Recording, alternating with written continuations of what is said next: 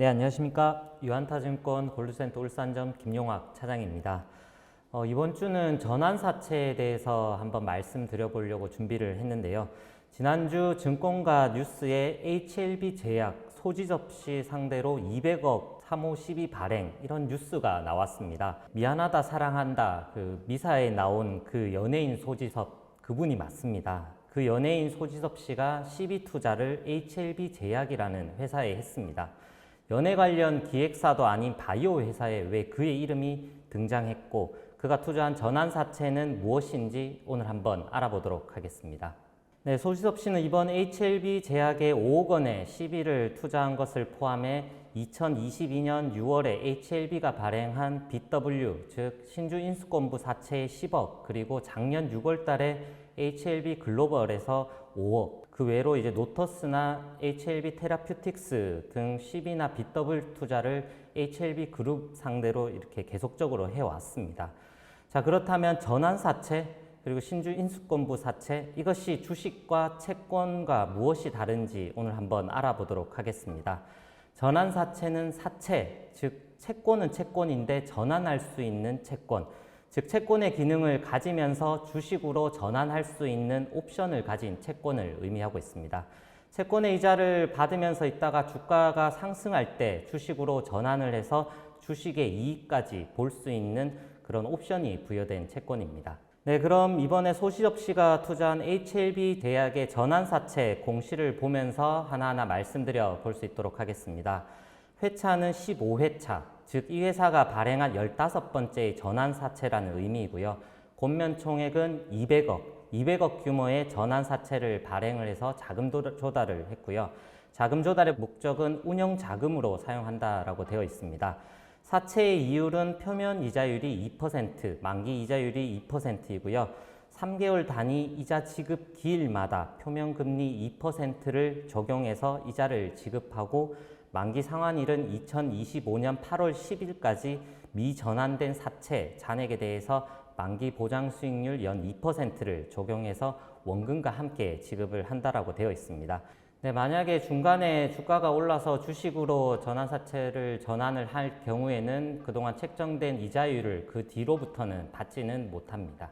다음으로 주식을 전환할 때 전환가액은 15,045원, 전환 비율은 100%입니다. HLB 제약이 지금 한 16,000원 정도라면 이 가격에 주식 전환을 하면 주당 1,000원 정도의 수익을 볼 수 있다라는 의미이고요. 전환사채에 있어서 가장 중요한 게 이제 리픽싱이라는 조항입니다. 시비를 발행한 이후에 주가가 하락할 경우 전환 가격을 낮게 변경해주는 투자자에게 유리한 구조인데요. HLB 제약의 경우 30%까지 하락 조항이 있어 최저 조정가액은 1,532원입니다. 다시 말해 주가가 갑작스럽게 급락을 해서 리픽싱으로 1,532원까지 조정된 이후에 다시 16,000원까지 주가가 올라온다라면 주당 1,000원의 이익을 얻는 것이 아닌 5,500원의 이익을 얻을 수 있는 것입니다. 주식은 시비 투자자의 입장에서는 발행 이후 이렇게 한번 하락해서 리픽싱 옵션으로 하향 조정된 이후에 주가가 상승하는 것이 상당히 유리한 조항입니다. 다음으로 풋옵션 조기 상환 청구권 조항이 있습니다. 이 전환사채의 경우 1년 뒤인 2023년 8월 10일부터 3개월마다 조기 상환을 청구를 할 수 있고요. 그럴 경우 연 2%의 이자를 가산한 금액의 청구가 가능합니다. 주식은 오르지 않고 만기까지 들고 가기도 좀 힘든 상황이라면 그리고 투자 금액이 당장 필요하다면 이런 조기 상환을 청구해서 원금과 이자를 돌려받을 수 있습니다. 자, 그렇다면 이런 전환사채에 일반 개인들도 과연 투자가 가능할까요? 공모 형태로 이제 발행하는 전환사채나 장내에 상장된 전환사채는 직접 투자가 가능합니다.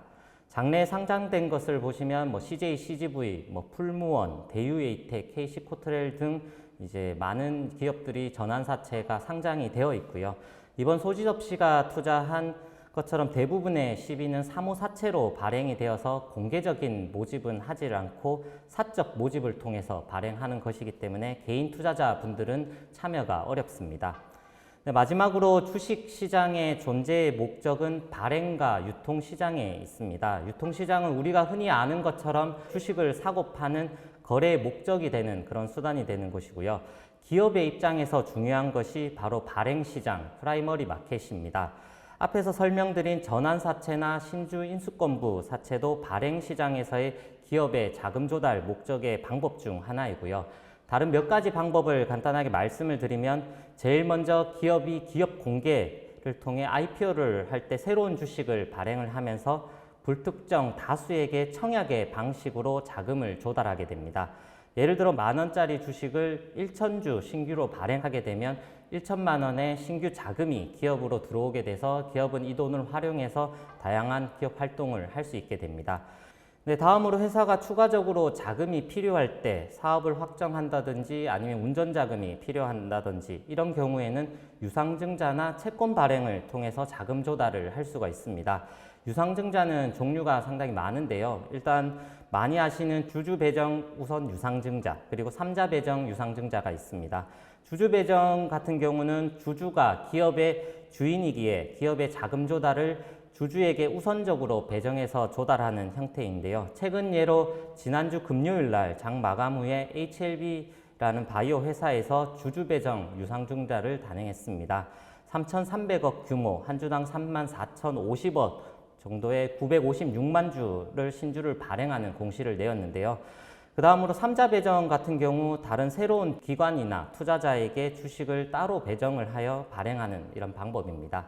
지금까지 설명드린 유상증자나 전환사채 그리고 회사채 발행은 기업의 중요 자금 조달의 방법으로 기본 개념을 잘 이해해 주시면 주식시장을 이해하는 데 많은 도움이 될 것으로 보여집니다.